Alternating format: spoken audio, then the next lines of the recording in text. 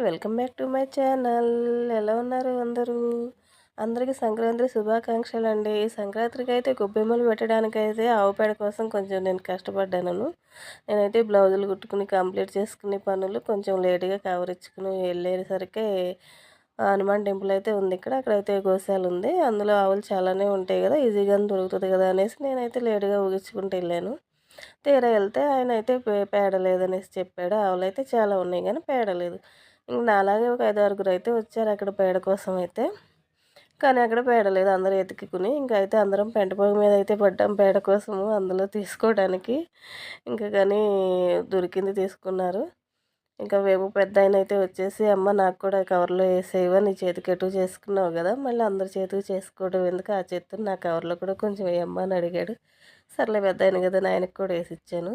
ఇంకా మిగతా వాళ్ళు కూడా ఆయన వెనకాల ఎక్కడ క్యూ కడతారు, మా కవర్లో కూడా వేయని నన్ను అక్కడే ఉంచేస్తారు ఎవరు, నేనైతే ఆయనకేసి పక్కకైతే వచ్చేసాను. అలా అయితే ఆవు పేడ కోసం అంత కష్టపడి తెచ్చి గొబ్బెమ్మలు అయితే పెట్టాననమాట నేను. పండగల టైంలో ఏది ఈజీగా దొరకదనేసి ఆవు పేడ కోసం కూడా మనం చాలా కష్టపడాలని అయితే ప్రూవ్ అయింది ఈ పండగకి నాకు.